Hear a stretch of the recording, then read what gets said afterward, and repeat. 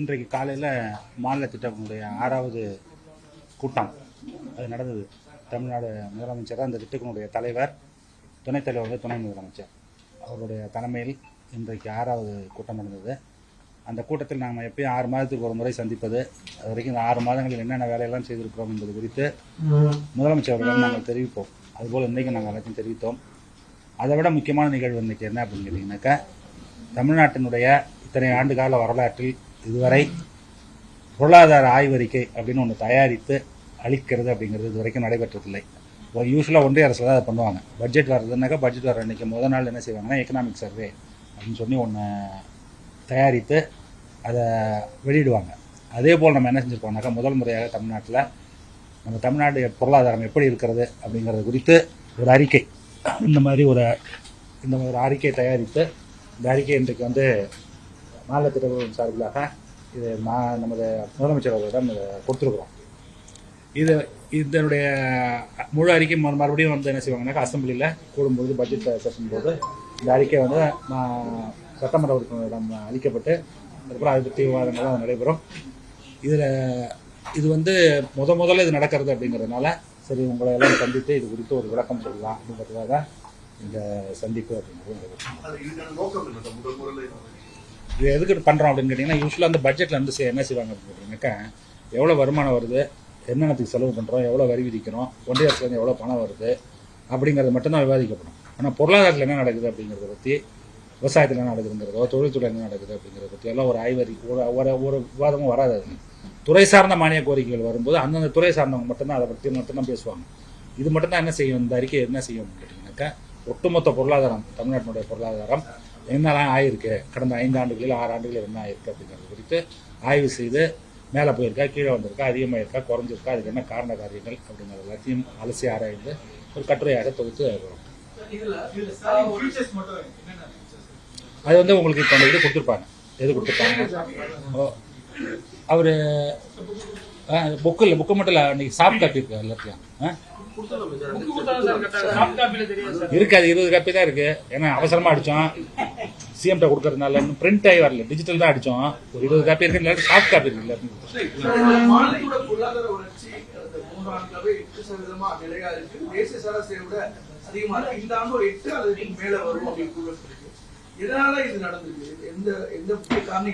அது முக்கியமான காரணம் என்னன்னு கேட்டீங்கன்னாக்கா, நம்ம பொருளாதாரம் விவசாயத்தை விட்டு நகர்ந்து ஒரு விவசாயம் அல்லாத ஒரு பொருளாதாரமாக மாறிக்கொண்டிருக்கு. அது மாதிரி மாறும்போது என்ன ஆகுதுன்னா, கால மாற்றங்கள்னால ஏற்படக்கூடிய விவசாயத்தில் இருக்கக்கூடிய ஏற்ற இழப்புங்கள்லாம் இருக்குல்ல, அதில் நம்ம பொருளாதாரத்தை ரொம்ப பாதிக்காது. ஆனால் எது பாதிக்கும் அப்படின்னு கேட்டிங்கன்னா, நாட்டளவில் என்ன நடக்குதுங்கிறத விட சர்வதேச அளவில் என்ன நடக்குதுங்கிறது நம்ம பொருளாதாரத்தை பாதிக்கும். என்ன பாதிக்கும் அப்படின்னு கேட்டிங்கன்னா, இப்போது இந்தியாவிலே மிக அதிகமான அளவில் கார் உற்பத்தி பண்ணக்கூடிய மாநிலம் தமிழ்நாடு தான். அதனால் ஏற்றுமதி ஆகும் நிறைய. அதே போல் டெக்ஸ்டைல்ஸ் எடுத்துக்கிட்டிங்கன்னா நம்ம தான் நிறைய உற்பத்தி பண்ணுறோம். அதே மாதிரி லெதர் எடுத்துக்கிட்டிங்கன்னா நம்ம தான் நிறைய பண்ணுறோம். ஆட்டோன்ஸ் எடுத்துக்கிட்டிங்கன்னா நம்ம தான் நிறைய பண்ணுறோம். நான் லெதர் ஃபுட்வேர் எடுத்திங்கன்னா நம்ம தான் நிறைய பண்ணுறோம். இந்த 5-6 துறைகள் தான் பெரிய அளவில் இந்தியாவிலே மிக எலக்ட்ரானிக்ஸ் அது மாதிரி ஆகிட்டு இருக்கு. அது மாதிரி ஆகும் பொழுது இப்போ ரஷ்யாவுக்கும் உக்ரைனுக்கும் ஒரு பிரச்சனை அப்படின்னா சர்வதேச சந்தையை பாதிக்குது அப்படின்னு சொன்னாக்கா அது நம்மளையும் பாதிக்கும். இப்போ இன்றைக்கி நாளைக்கு அமெரிக்கா ஒரு ட்ரேட் வார்னு இறங்குறாங்க அப்படின்னு சொன்னாக்கா அது நம்மளை பாதிக்கும். என்ன பாதிக்கும் அப்படின்னு கேட்டீங்கன்னா, சர்வதேச சந்தையை நிறைய அளவுக்கு நம்ம போய் பின்னி பிணைக்கப்பட்டிருக்கிறதுனால அந்த சர்வதேச சந்தை எப்படிலாம் பாதிக்கப்பட்டு அதனுடைய பாதிப்பு நம்மள்கிட்ட இருக்கும். நம்ம தொடர்ந்து வளர்வதற்கு காரணம் என்ன அப்படின்னு கேட்டீங்கன்னாக்கா, இந்த மாதிரி ஒரு தொழில்துறை வளர்ச்சி, சர்வீசஸில் வளர்ச்சி. சர்வீஸ் தான் இருக்கிறதுலே பெருசு, அதுக்கு அடுத்தது தொழில்துறை. அது 2 ஆயிடுச்சு. வேளாண்மை சின்ன துறையாக இருக்கும். அதுதான்.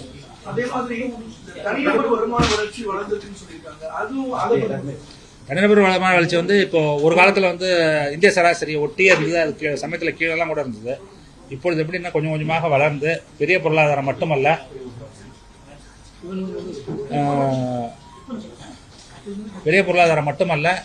அது மட்டுமல்லாது ஒரு பரவலான வளர்ச்சி அப்படின்னு இருக்கும்பொழுது வருமானம் மக்களுக்கு எல்லாருக்கும் சென்று சேருவதனால என்ன ஆகும் கேட்டிங்கனாக்கா, தனிநபர் வருமானம்ங்கிறது இந்தியா ₹1 இருக்குது அப்படின்னு சொன்னாக்கா, தமிழ்நாட்டில் இருக்கக்கூடிய தனிநபருடைய வருமானம் கிட்டத்தட்ட ₹1.70 அப்படிங்கிற அளவு.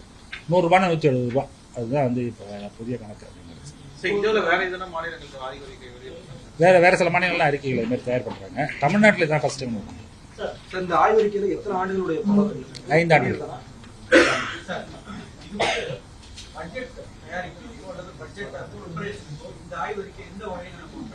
எப்படி பயன்படும் அப்படின்னு கேட்டீங்கன்னாக்கா, நாளைக்கு வந்து பட்ஜெட்டில் வந்து பல திட்டங்கள் அறிவிக்கிறாங்கல்ல, அந்த திட்டங்களை எப்படி அறிவிப்பாங்க அப்படின்னு நான் எதிர்பார்க்குறேன். எனக்கு தெரியாது அறிவிப்பாங்களான்னு. ஆனால் என்ன எதிர்பார்க்குறோம்னு கேட்டிங்கன்னா, இந்த ஆய்வறிக்கையினுடைய கடைசி பகுதி என்னவா இருக்குது அப்படின்னு கேட்டிங்கன்னாக்கா, ஒரு மீடியம் டேர்ம் அவுட்லுக்னு ஒன்று சொல்லியிருக்கோம். மீடியம் டேர்ம் அவுட்லுக்னா என்னக்கா, ஒரு சமீப காலத்தில் என்னென்ன மாதிரி சிக்கல்களை இந்த பொருளாதாரம் எதிர்கொள்ள வாய்ப்பு இருக்கிறது. இப்போ எடுத்துக்காட்டா அப்படின்னு சொன்னோம்னாக்கா, காலநிலை மாற்றங்கள் வருதுன்னு வச்சுக்கோங்க.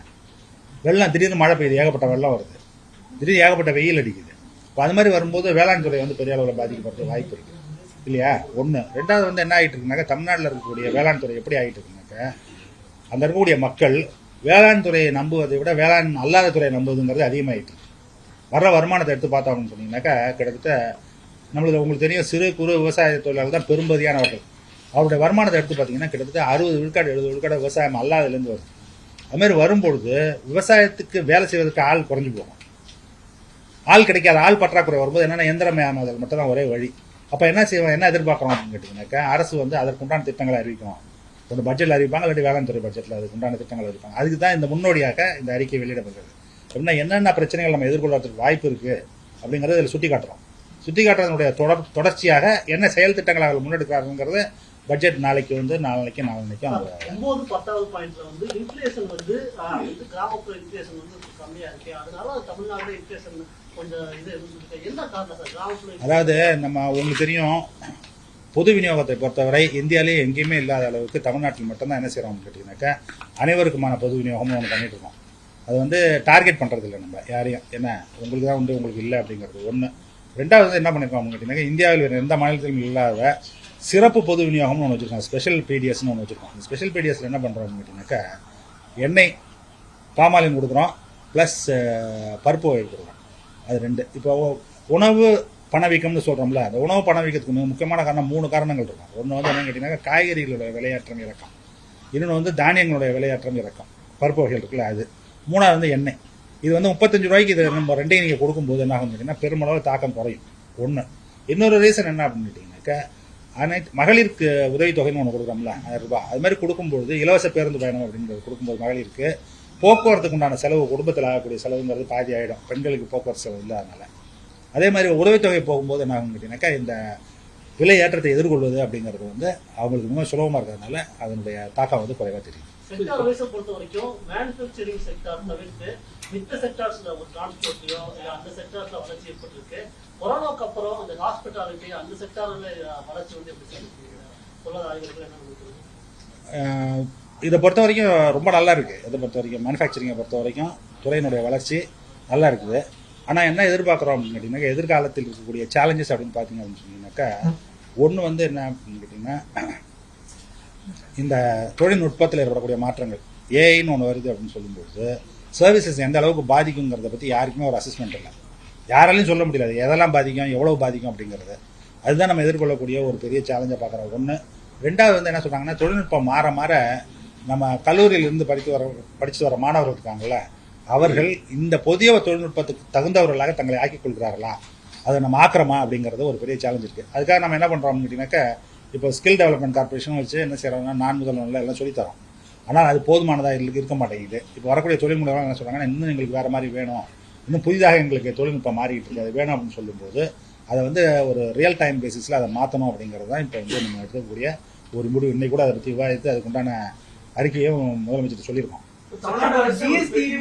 எல்லாத்தையும் நீங்களே கேட்டுட்டு தான்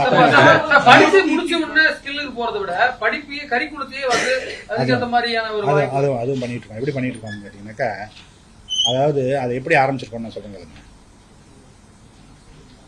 கல்லூரிகள் பல்கலைக்கழகங்கள் வரக்கூடிய தேர்வுகள் இருக்குல்ல, அந்த தேர்வுகளுக்கு என்ன மாதிரி வினாத்தாள்கள் தயாரிக்கப்படுகிறாங்கிறத பற்றி ஒரு ஆய்வு பண்ணணும். அதாவது நீங்கள் எப்படி படிக்கிறீங்கிறத எது முடிவு பண்ணணும்னாக்கா, பரீட்சையை நோக்கி தான் படிப்பான் எல்லாரும். என்ன மாதிரி கேள்வி கேட்குறான் அப்படிங்கிறத தெரிஞ்சிங்கனாக்கா அங்கே என்ன பாடம் கொடுக்குறாங்கிறத கண்டுபிடிச்சிக்கலாம். அப்போ என்ன மாதிரி கேள்விகள் அப்படின்னு பற்றி பார்க்கும்போது அதுக்கு ஒரு மெத்தட் இருக்குது. என்ன மெத்தட் இருக்குனாக்கா, கேள்வி வந்து அவனை சிந்திக்க வைக்குதா அல்லது நினைவு கூற வைக்குதாங்கிறது. நம்மள்ட்ட இருக்க வினாத்தாள்கள்லாம் எப்படி இருக்குனாக்கா, நினைவு கூறதா தான் இருக்க தவிர சிந்திக்கிறதா இல்லை. அப்போ என்ன சொல்லியிருக்கோம் அப்படின்னு கேட்டிங்கனாக்கா, அது ஒரு நாளில் மாற்ற முடியாது. அப்போ என்ன சொல்லியிருக்கோம், அந்த உயர்கல்வி மன்றம் இருக்குல்ல, அவங்கள்ட்ட என்ன சொல்லியிருக்கோம் அப்படின்னு கேட்டிங்கனாக்கா, நம்ம வந்து எப்படி பல்கலைக்கழகங்களில் கல்லூரிகளில் வினாத்தாள்கள் அமைக்கப்படுகிறங்கிறத மாற்றணும் கொஞ்சம் கொஞ்சமாக சொல்லி அதற்கான வேலைகள் நடைபெற்று கொடுத்துருங்க. அது மாற்றும் போது என்ன ஆகும்னா, தானாகவே சிலபஸ் மாறிடும். சிலபஸ் மாறினுச்சுன்னா என்ன ஆகும்னா, எப்படி பாடம் நடத்துகிறாங்கிறது மாறும். அது எல்லாம் மாறிச்சுனாக்கா அடுத்த 3 ஆண்டுகளில் 4 ஆண்டுகளில் இதற்குண்டான தேவை குறையும் அப்படின்னு நான் சொல்லும்பொழுது தொழில் முனைவர்கள் என்ன சொல்கிறாங்கன்னாக்கா அப்படி இல்லை. எப்படி அப்படின்னு கேட்டிங்கனாக்கா தொழில்நுட்பம் மாறுற வேகத்துக்கு அதை மாற்ற முடியாது நம்மளால். அப்போது என்ன செய்யணும் அப்படின்னு கேட்டிங்கனாக்கா இந்த மாதிரி ஸ்கில்னு பண்ணுறது இல்லை. அதுக்கு பதில் என்ன செய்வாங்க அப்படின்னு கேட்டிங்கனாக்கா கல்லூரிலேருந்து வரும்போது குயிக்காக ஒரு ப்ரோக்ராம் வச்சுருப்பாங்க. என்ன ப்ரோக்ராம் வச்சுருப்பாங்கனாக்கா அந்த இண்டஸ்ட்ரிக்கு என்ன வேணுமோ அதுக்கு தகுந்த மாதிரி அது மாதிரி ஸ்கில் பண்ணி அந்த ஸ்கூல் வந்து நாங்கள் பண்ணணும் அப்படிங்கிறத அவர்கள் சொல்லியிருக்கக்கூடிய ஒரு பாயிண்ட்டு. அது குறித்து இன்றைக்கு துணை முதலமைச்சர் வந்து எங்கள்கிட்ட சொல்லியிருக்காருன்னா என்னக்கா அதை கொஞ்சம் விரிவாக பேசி அது என்ன செய்யணும்னு சொல்லுங்க, நம்ம அதை உடனே செய்வோம். ஒவ்வொருத்தரா ருபி சிம்பிள் வந்து தமிழ்ல மாதிரி போட்டிருக்கு. ரீசன் ஃபார் இட் தேவநாகரி வேணாங்க. லாஸ்ட் டைம் வந்து எல்லா டாக்குமெண்ட்ல பாத்தீங்கன்னா ருபி சிம்பிள் தான் போடும். பட் திஸ் டைம் தேவநாகரி வேணாம் அப்படிங்கிறது. அண்ணாமலை என்ன சொல்லிருக்காரு, அவர் தமிழர் கண்டுபிடிச்சது அந்த ருபி சிம்பிள், அதை ஏன் வந்து நீங்க விட்டுட்டு தமிழர்கள் நிறைய விஷயங்கள் பண்ணிட்டு இருக்காங்க, எல்லாத்தையும் பண்ண முடியாது.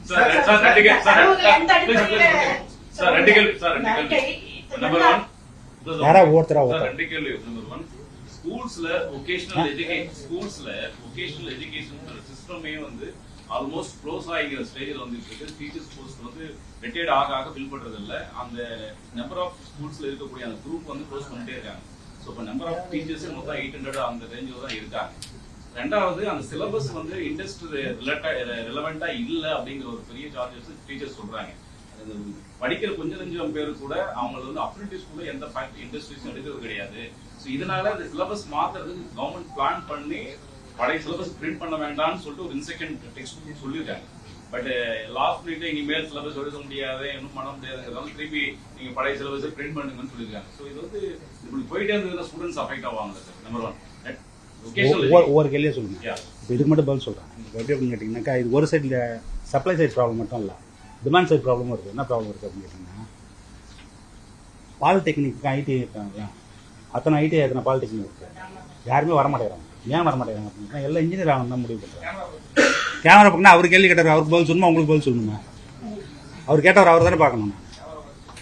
அப்போது அவங்க வந்து என்ன செய்கிறாங்க அப்படின்னு கேட்டிங்கனாக்கா நாங்கள் அங்கே போகிறோம் இங்கே வரமாட்டேங்கிறோம். அதுதான் அது ஒரு பெரிய பிரச்சனை இருக்குது. ஒன்று. இன்னொரு பக்கம் என்ன அப்படின்னு கேட்டிங்கனாக்கா இவங்க வந்து என்ன எதிர்பார்க்குறாங்க இண்டஸ்ட்ரியிலனாக்கா இண்டஸ்ட்ரியில் வந்து டெம்பரரி ஆட்கள் வச்சுக்கணும்னு எதிர்பார்க்குறாங்களே தவிர பர்மனெண்ட் ஆட்கள் வச்சுக்கணும்னு எதிர்பார்க்குறாங்க. அப்போ அது மாதிரி இருக்கும்போது என்ன செய்யறாங்க, அப்ரெண்டிஸாக வச்சுக்கிட்டு வேலையை ஓட்டுறதுங்கிற ஒரு பேட்டர்ன் இருக்குது. அதை நீங்கள் பார்த்துருக்கீங்களா? அது மாதிரி இருக்கும்போது இந்த பிரச்சனை எப்படி நம்ம அதை அணுகிறது? அப்போ எப்படி அணுகணும் அப்படின்னு கேட்டிங்கனாக்கா ஹை ஸ்கில் உள்ள ஆட்களாக இவங்க மாற்றணும் அப்படின்னு சொன்னோம்னா தான் அவங்களுக்கு என்னன்னாக்கா இண்டஸ்ட்ரியால் அவாய்டே பண்ண முடியாது. இப்போ அதுக்கு தான் வந்து என்ன செய்கிறோம், இப்போ ஐடிஐயும் சரி இதுவும் சரி டாட்டாஸோட சேர்ந்து என்ன பண்ணிருக்கோம்னு கேட்டிங்கன்னாக்கா ரொம்ப ஹைலி மாடர்னைஸ்டாக பண்ணியிருக்கோம். கிட்ட ஒரு 4000 கோடி 5000 கோடி செலவு எல்லாம் அவங்க பண்ணுறாங்க. எப்படின்னு கேட்டிங்கன்னா லேட்டஸ்ட் மிஷினரிஸ் லேட்டஸ்ட் சிலபஸ் அவங்க கொண்டு வந்து எல்லாத்தையும் அவங்க ட்ரெயின் பண்ணுறாங்க. அப்படி பண்ணும்பொழுது அதில் ட்ரெயின் ஆகி வர என்ன ஆகும் கேட்டிங்கனாக்கா 30 வருஷத்துக்கு முன்னாடி இந்த மிஷினை வச்சு சொல்லி தரதை விட இப்போ லேட்டஸ்ட்டாக இருக்க மிஷினை வச்சு சொல்லி கொடுத்தீங்கன்னாக்கா லேட்டஸ்ட்டாக இருக்க ஃபேக்டரிக்கு போனோம்னா அவங்களால ஈஸியாக போய் உள்ளே போக முடியும்.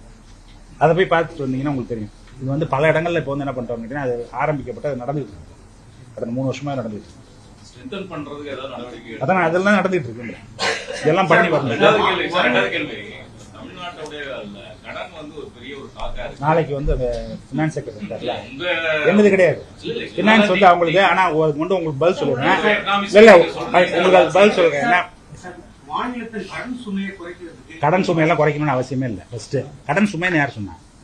என்னன்னு கேட்டீங்கன்னா கடன்ங்கிறது வந்து பட்ஜெட்னு ஒரு ப்ராசஸ். அது பட்ஜெட் 4 காம்பனன்ட் இருக்கு. ஒன்று வந்து என்னன்னு கேட்டீங்கன்னா உங்களுடைய ரெவென்யூ, இன்னொன்று வந்து யூனியன் கவர்மெண்ட்லேருந்து உங்களுக்கு கொடுக்குற ஷேர், 2வது ரெவென்யூ வச்சா, 3வது வந்து நீங்கள் வைத்திருக்கக்கூடிய நிறுவனங்கள், அதுக்கப்புறம் மற்ற அமைப்புகள் இருக்குல்ல அதுலேருந்து வரக்கூடிய வருமானம், 4வது வந்து என்னன்னு கேட்டிங்கனாக்கா கடன். இது 4 சேர்ந்தது தான் மொத்த ரெவென்யூங்கிறது உள்ளே வர்றது.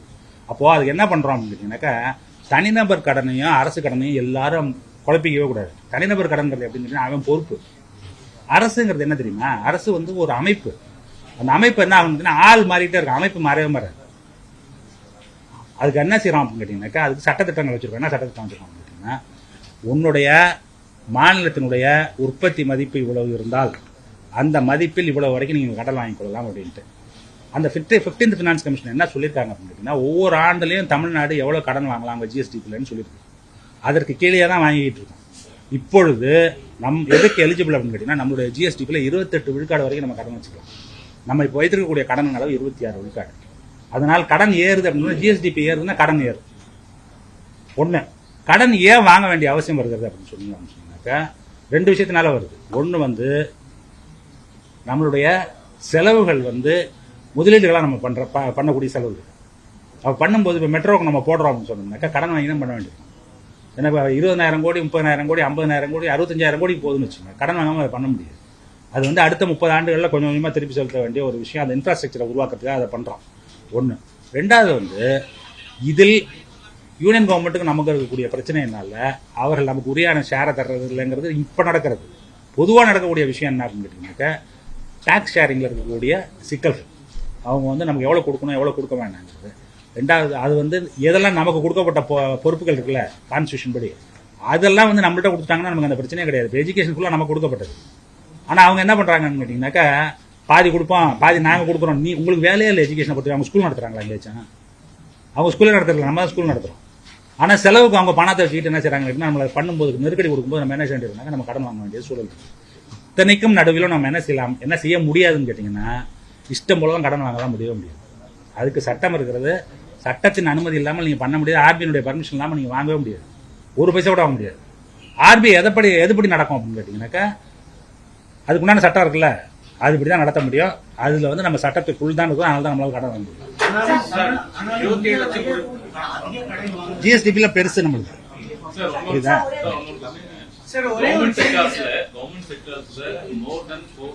நீங்க 2 கேட்டீங்கல்ல, மற்றவங்களாம் கேட்கணும்.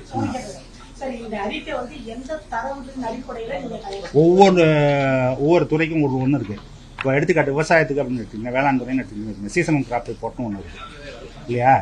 தொழில்துறை எடுத்துக்கிட்டீங்கன்னாக்கா ஆனுவல் சர்வே ஆஃப் இண்டஸ்ட்ரீஸ்னு ஒன்று இருக்கு. ஹெல்த்தை பொறுத்த வரைக்கும் ஃபேமிலி ஹெல்த் சர்வேன்னு இருக்கு. ஒன்னொன்னுக்கும் ஒரு தரவு இருக்கு. ஆனால் ஒரு தரவு கிடையாது, பல தரவுகள் அடிப்படையில் தான் இருக்க முடியும். சார், நீங்க இதுல ஜிடிபி தமிழ்நாட்டுடைய 27.22 லட்சம் கோடி ரூபாய் எட்டியது. அதுல பெயரளவு வளர்ச்சி 13.7%, உண்மையான வளர்ச்சி 8.3%. ரெண்டுக்கு வித்தியாசம் என்னன்னு தெரியல அப்படிங்கிறீங்களா?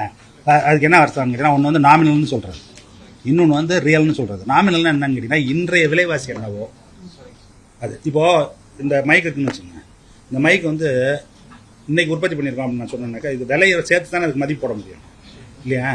இப்போ இது போன வருஷத்தோட கம்பேர் பண்ணணும்னாக்கா போன வருஷம் இந்த வருஷம் விலை இருக்கும்ல, அதை அட்ஜஸ்ட் பண்ணணும்ல. அப்போ தானே ரியலாக நடந்திருக்கு என்னங்கிறது தெரியும். அது ஃபர்ஸ்ட் 13 இருக்கிறது வந்து என்னன்னு கேட்டிங்கன்னா இன்றைய விலைவாசி. அந்த 8 இருக்குல்ல அதுதான் நிலைத்த விலைன்னு சொல்கிறது. ஏதோ ஒரு பேஸ் வச்சுருக்கோம்.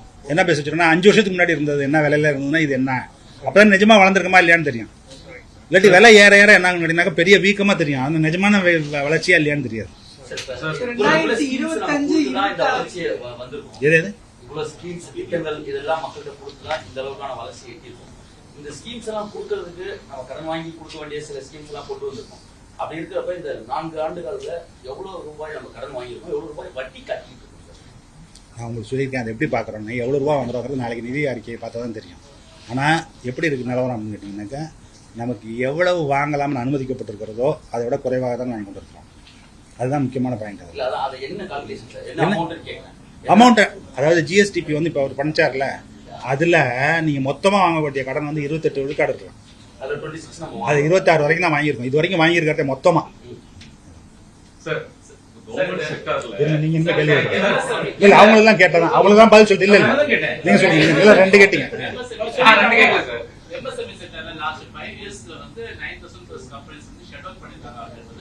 மத்திய அரசு யூனியன் கவர்மெண்ட் அதுல தமிழ்நாடு செகண்ட் இடத்துல இருக்கு. 9,000 இதனால ஏற்படக்கூடிய இடர்பாடுகளை அரசு எப்படி, அதனால ஏற்படக்கூடிய பொருளாதார இடர்பாடுகளை எப்படி அரசு சமாளிக்கும்? இப்போ பொருளாதார இடர்பாடுகளை எப்படி சமாளிக்கிறது அப்படின்னு கேட்டீங்கன்னா இப்போ ஜிஎஸ்டி வருதுன்னு வச்சுக்கோங்க. ஜிஎஸ்டி கம்ப்ளை பண்ண முடியாமல் நிறைய பேர் விட்டுட்டுவாங்க. ஒன்று. ரெண்டாவது வந்து என்னன்னு கேட்டீங்கன்னாக்கா ஜிஎஸ்டியை பொறுத்த வரைக்கும் அது வெறும் வரி கட்டுறது மட்டும் இல்லை, அது ஒரு செயின். அது அதில் யாராவது ஒருத்தர் ஒரு டிஃபால்ட் பண்ணுறாங்கன்னு வச்சுக்கோங்க. இப்போ நான் இருக்கேன் டாக்டர்கிட்ட ஒரு சர்வீஸ் வாங்குறாங்கன்னு சொன்னாக்கா நாங்கள் 2 பேருமே ஜிஎஸ்டிக்குள்ளே இருக்கோம்னு வச்சுங்களேன். இவரும் ஃபைல் பண்ணணும், நானும் ஃபைல் பண்ணணும். அப்போ தான் இந்த சிஸ்டம் என்ன ஆகும்னா கம்ப்ளீட் ஆகும். இப்போ இவர் டிஃபால்ட் பண்ணுறாருன்னு வச்சுங்க, நானும் மாட்டிக்குவேன். நான் டிஃபால்ட் பண்ணால் இவர் மாட்டிக்குவார். இப்போ அந்த மாதிரி மாட்டிக்கிட்ட கேஸில் தான் அவ்வளோ இருக்குது.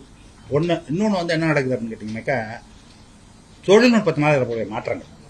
இப்போ இன்னொரு விஷயம் சொல்கிறேங்கல்ல, ஒரு புள்ளிவரை என்ன சொல்லுது அப்படின்னு கேட்டிங்கனாக்கா இந்த குவிக் காமர்ஸ்னு சொல்கிறோம்ல. குவிக் காமர்ஸ்னால் என்னது? ஃபோன் பண்ணிங்கன்னா 10 நிமிஷம் கொண்டாந்து கொடுக்குறாங்க ஜாமான். அது ஒன்று. ரெண்டாவது வந்து பெரிய அந்த வீட்டில் கொண்டாந்து ஜாமான் டெலிவரி பண்ணுறது.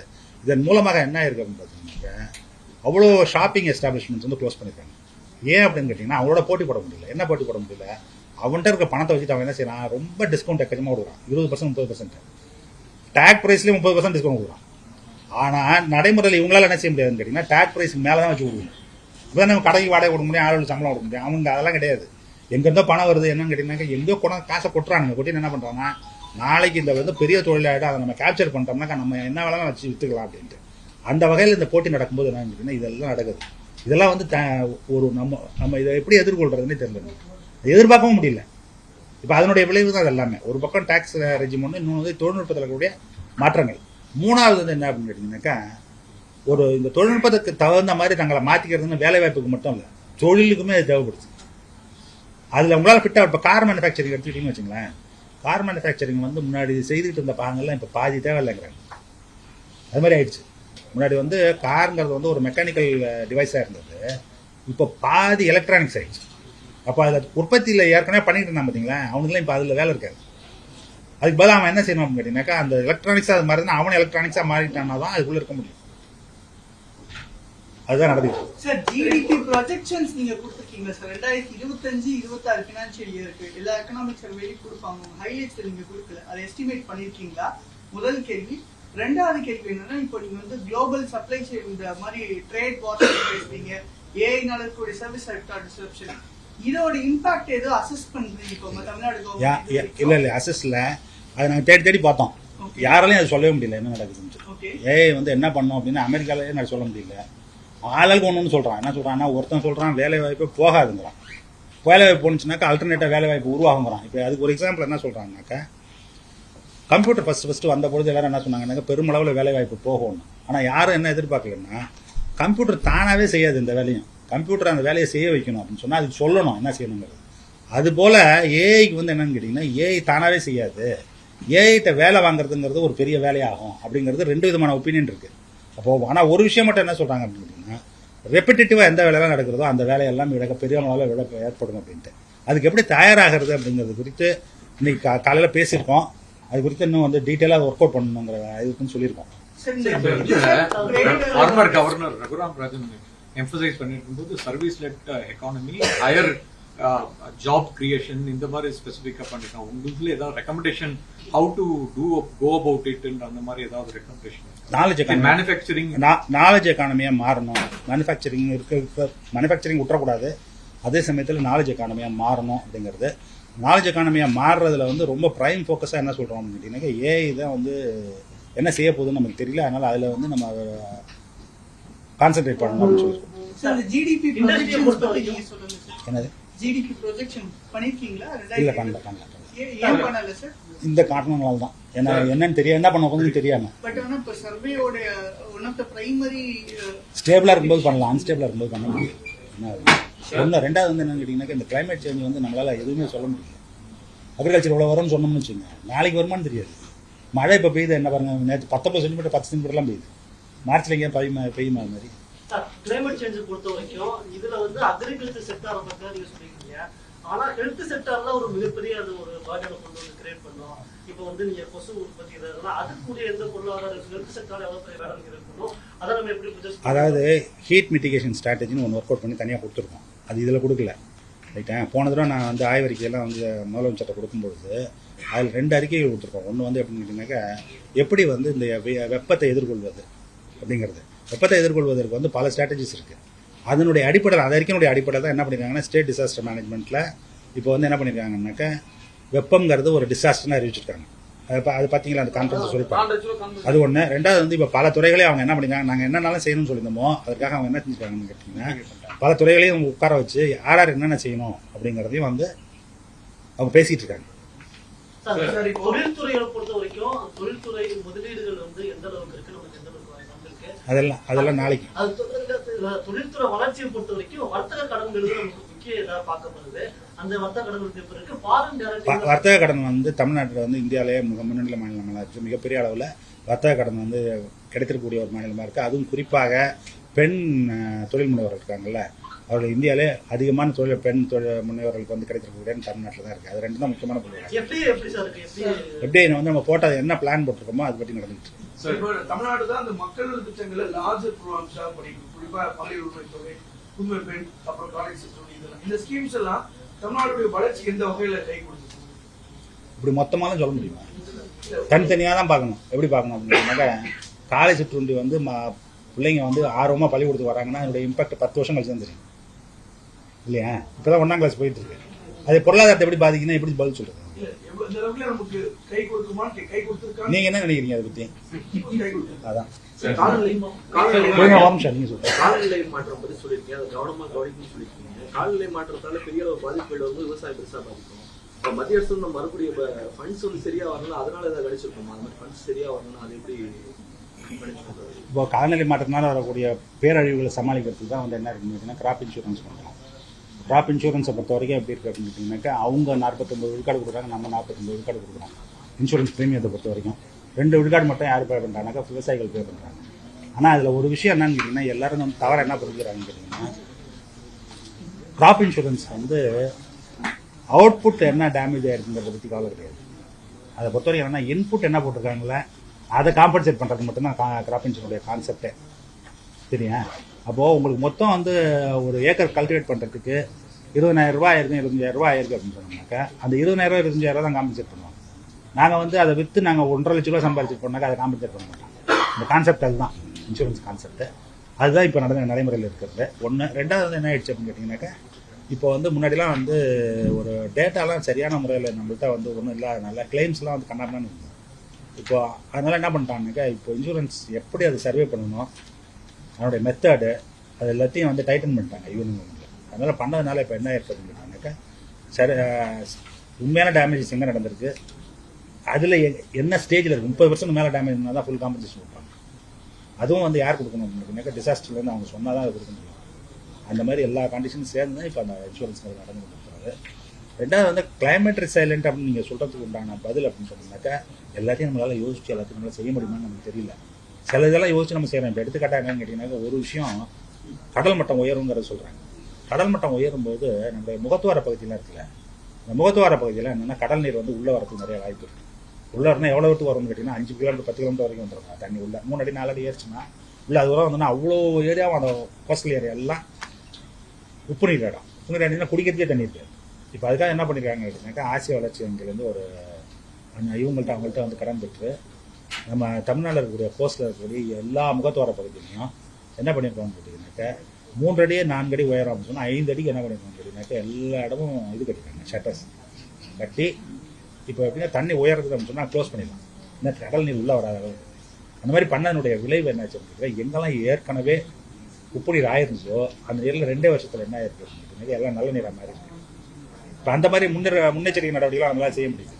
இப்போ அது மாதிரி பல முன்னெச்சரிக்கை நடவடிக்கைகள் எடுக்க வேண்டியிருக்கு. எப்படி அப்படின்னு கேட்டிங்கனாக்கா, இப்போது அதீதமான மழை பொழிவு இருக்குது அப்படின்னு சொன்னோம்னா நம்மளுடைய இது இருக்குல்ல, வெள்ள நீர் எடுத்துகிட்டு போகிற கால்வாய்கள் அதனுடைய டயமீட்டர்லாம் இருக்குல்ல, அதெல்லாம் போதுமான அளவுக்கு இல்லை. சில இடங்கள்லாம் பழசு இருக்குது, சில இது புதுசு இருக்குது. டாக்டர் நீங்கள் சொல்லுங்கள், நீங்கள் உங்கள் இதில் நடக்கிறது 1000 ஆயிடுச்சு. ஆக்சுவலாக வந்து இந்த ஸ்டார்ம் வாட்டர் ட்ரெயினோட எஸ்டிமேஷன் வந்து 35 to 40 சென்டிமீட்டர்ஸ் மேலே ரெயின் பண்ணாங்க. அதுக்கு ஈக்குவலண்டான ஸ்டார்ம் வாட்டர் ட்ரெயின் நம்ம பாதி ரோடு வரைக்கும் போட வேண்டிய நிலைமை. ப்ளஸ் அந்த வால்யூம் ஆஃப் வாட்டர் ஒரு கிளவுட் பர்ஸ்ட் ஷார்ஸ் அடிக்கிறது வச்சுங்களேன். அப்போ வந்து ஓவர்ஃப்ளம் ஆகி ஓவர்ஃப்ளோ ஆகி சர்ப்ளஸ் ஆகி ட்ரெயின்ஸ் வந்து கெனால் போகணும், கெனால் வந்து ரிவரில் சேருது. இப்போ ஷவர்ஸ் வந்து கடலில் அடிச்சது வச்சுங்களேன், வாட்டர் லெவல் கடலே ஏறிடும். அப்போ கேரிங் கெப்பாசிட்டி ஓவர்ஃப்ளோ ஆகி சர்ப்ளஸ் ஆகிடும். ஸோ சார் சொல்கிற மாதிரி இந்த ப்ரெடிக்ஷன் மாடல் இன் டிசாஸ்டர் மேனேஜ்மெண்ட் வந்து நம்ம கண்ட்ரோலபிள் ஃபேக்டர்ஸ், நான் கண்ட்ரோலபிள் ஃபேக்டர்ஸ், இந்த மாதிரி எக்கனாமிக் சர்வே எல்லாமே நம்மளால் கண்ட்ரோலபிள் ஃபேக்டர்ஸ் கரெக்டாக எஸ்டிமேட் பண்ணி சொல்லிடலாம். அன்கண்ட்ரோலபிள் ஃபேக்டர்ஸ் வந்து நம்மளால் எஸ்டிமேட்டும் ப்ரொஜெக்ஷன் பண்ணுறதுக்கான விஷயம்னால தான் அவர் சொன்ன அந்த ப்ரொஜெக்ஷன்ஸு, அவர் கேட்ட ப்ரொஜெக்ஷன்ஸான கொஸ்டின், நீங்கள் சொல்கிற ஆன்சர், அப்புறம் ஹெல்த் இம்பாக்ட் எல்லாமே நான் கண்ட்ரோலபிள் ஃபேக்டர்ஸ். முக்கியமாக சுகாதாரத்திலையும் சரி பேரிடலும் சரி நம்ம கண்ட்ரோல் பண்ண ஃபேக்டர்ஸ் வந்து குவான்டிஃபை பண்ணுறது கஷ்டம். Sir one second sir, government செக்டர்ஸ்ல மோர் தென் 4 lakh ஜாப் வந்து வேகன்சியா இருக்குன்றது கவர்மெண்ட் எம்ப்ளாயிஸ் உடைய ஒரு இன்ஃபர்மேஷனா இருக்கு. இது எந்த வகையிலேயாவது இப்போ கவர்மெண்ட் நிறைய சர்வீஸ் பீப்புளுக்கு நிறைய கொடுக்குறாங்க, இது ஏதாவது அஃபெக்ட் ஆயிருக்கு? அந்த 4 லட்சம் பேர் வேகன்சி கவர்மெண்ட் ஜாப் வேகன்சிங்கிறதுனால ஏதாவது மக்களுக்கு அஃபெக்ட் ஆயிருக்கா, இல்லை எந்த தொய்வும் இல்லாம எல்லா சர்வீஸும் மக்களுக்கு கிடைச்சிருக்கா? மக்கள் தான் சொல்லணும். ஏன்னு கேட்டீங்கன்னா நாங்கள் உட்காந்து சொன்னோம், நான் எல்லாம் நல்லா இருக்கணும். இல்லை நீங்கள் நிறைய கேட்டீங்க, அவங்க தான் கேட்டாங்க. தமிழ்நாட்டு எந்த மாவட்டங்கள்ல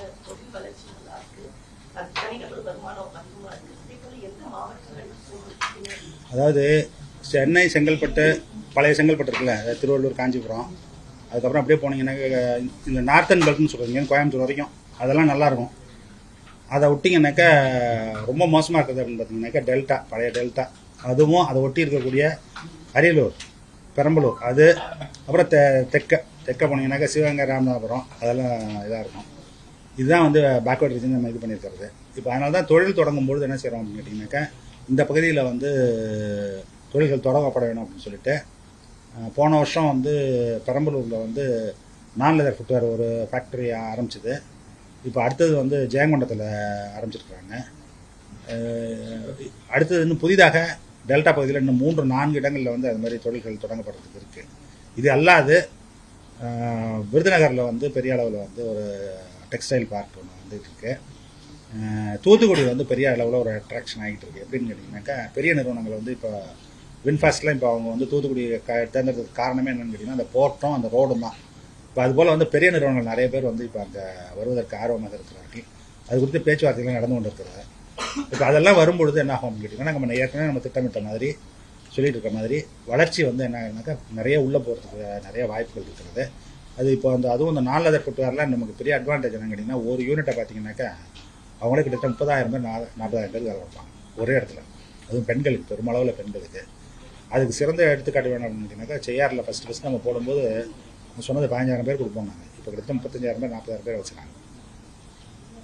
அதே மாதிரி டாடா எலக்ட்ரானிக்ஸ் வந்து இப்போ ஆரம்பிச்சிருக்காங்க புதுசாக 45,000 பேர், 50,000 பேர் பெண்கள். ஆமாம், ஒரே இடத்துல. அந்த மாதிரி வந்து நம்மளால் கேட்டர் பண்ண முடியாது போட்டு அந்த அளவுக்கு வந்து அந்த வாய்ப்புகள் வந்து கொண்டு இருக்கிறது. அது வந்து இப்போ அதெல்லாம் அங்கே நான் இப்போ கொண்டு போகணும்னு நம்ம சொல்லிட்டு இருக்கோம். முதல்ல ரொம்ப அன்அட்ராக்டிவாக தெரிஞ்சதெல்லாம் இப்போ வந்து பெருமளவில் அட்ராக்டிவாக ஆகிட்டு இருக்கு. எடுத்துக்காட்டு வந்து இப்போ ரொம்ப வருஷம் வந்து நம்ம கங்கை கொண்டானில் இருக்கக்கூடிய எஸ்டேட், இண்டஸ்ட்ரியல் எஸ்டேட் வந்து கிட்டத்தட்ட 5000 ஏக்கர் நம்ம போட்டது திருநெல்வேலி பக்கத்தில் 10 ஆண்டுகள் இப்போ வந்து யாருமே கேட்கறதுக்கு ஆள் இல்லாமல் இருந்தது. இப்போ பார்த்தீங்கன்னா அது ஏகப்பட்ட டிமாண்ட் வந்துருக்கு. அந்த மாதிரி பல இடங்களில் வந்து இப்போ தொழில் தொடங்குவதற்கு பெரிய அளவில் ஒரு ஆர்வம் இருக்கிறது. அங்கே போகிறதுக்கு ரெடியாக இருக்காங்க.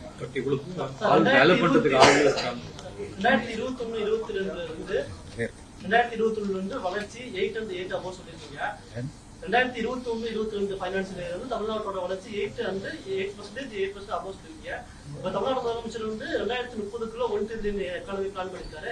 அது கொண்டும் போது இன்னும் ஒரு 5 வருஷம் தான் இருக்கு. அதுக்கு வளர்ச்சி வந்து அடுத்த 5 வருஷம் எவ்வளவு பர்சன்டேஜ் இருக்கு? 12 வந்து நல்லா போய் தர முடியும். இப்போ நீங்க சொல்றபடி நீங்க central government state Tamil Nadu own revenue இப்போ சென்ட்ரல் கவர்மெண்ட்ல வர்ற அந்த நம்மளுடைய ஃபுல் அண்ட் ஃபுல் அந்த கிராண்ட் எல்லாமே டிபார்ட்மெண்ட் அப்படின்ற போது ஃபுல் அண்ட் ஃபுல்லாங்க நிறுத்திக்கலாம். கேள்வி கேட்கும்போது கரெக்டாக கேட்கணும். ஃபுல் அண்ட் ஃபுல் நிறுத்திக்கலாம். ஒரு குறிப்பிட்ட திட்டத்துக்கு அவங்க கொடுக்கலன்னு சொல்றாங்க. 2000 கொடுக்கலன்னு சரி நாங்கள் பண்ணிக்கலாம் நம்ம சொல்றோம். அப்படின்ற போது நம்ம ஓன் சோர்ஸ் ரெவென்யூ நம்ம இன்க்ரீஸ் பண்ண வேண்டியது நமக்கு முக்கிய இதா இருக்கு. அந்த ஓன் சோர்ஸ் ரெவென்யூ வந்து எப்படி இன்க்ரீஸ் ஆயிருக்கு? ரிஜிஸ்ட்ரேஷனோ இல்ல மற்ற ஜிஎஸ்டியோ இல்ல வந்து கமர்ஷியல் டாக்ஸ் வந்து ரெவென்யூ வந்து எப்படி இன்க்ரீஸ் ஆயிருக்கு? எவ்வளவு ஆயிருக்கு? வளர்ச்சி அதிகமாக இது எல்லாமே தானா அதிகமாகும். என்னென்னா ஜிஎஸ்டி வந்து என்னன்னு கேட்டிங்கனாக்கா ஒரு எக்ஸ்பெண்டிச்சர் டேக்ஸ் தானே இல்லையா? வருமானம் மக்களுக்கு அதிகமாக இருக்குது. இப்போ அவருக்கு ஒரு கேள்வி கேட்டார், தனிநபர் வருமானம் எப்படி இருக்குன்ட்டு. இந்தியாவில் ₹1 இருக்குனாக்கா தமிழ்நாடு 170 ரூபா இருக்குது அப்படின்னு சொன்னாக்கா நிறைய பேர் செலவு பண்ணுவோம். இப்போ அதனால தான் வந்து ஜிஎஸ்டி கலெக்ஷன் வந்து யூபி தமிழ்நாடையும் கம்பேர் பண்ணி பார்த்தீங்கன்னு வச்சுக்கோங்க. பர் கேபிட்டா நான் தனிநபர் எவ்வளோ செலுத்துகிறேன் அப்படின்னு பார்த்தீங்கன்னாக்கா யூபியில் செலுத்துவதனுடைய அளவோட 4 பங்கு இருக்கும் தமிழ்நாட்டில். ஏன்னா இங்கே பணம் இருக்கும், நிறைய செலவு பண்ணுறது, நிறைய செலவு பண்ணுவோம். அதெல்லாம் உண்மை ஜிஎஸ்டி தானாகவே ஏறிக்கிட்டு இருக்கு. அதே மாதிரி இன்ஃப்ளேஷன் வந்ததுனால ஏறும்.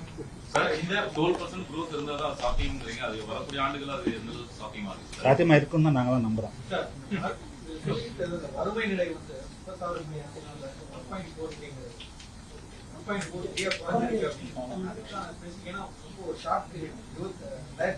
அது நித்தி ஆயோக் இருக்காங்கல்ல, அவங்க தான் கணக்கு பண்ணி சொல்லியிருக்காங்க. என்ன சொல்லியிருக்காங்க அப்படின்னா ஒவ்வொரு மாநிலத்திலையும் எவ்வளோ வந்து வறுமை நிலவரம் இருக்குது அப்படிங்கிறத அவங்க கணக்கு பண்ணியிருக்காங்க.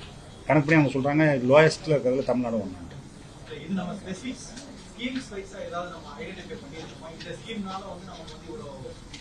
அந்த மாதிரி சொல்ல முடியாது. சரி, வேற ஒன்றும் இல்லையா? தேங்க்யூ.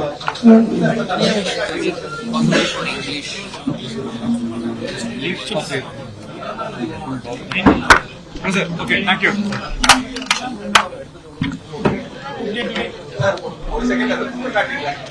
Sir,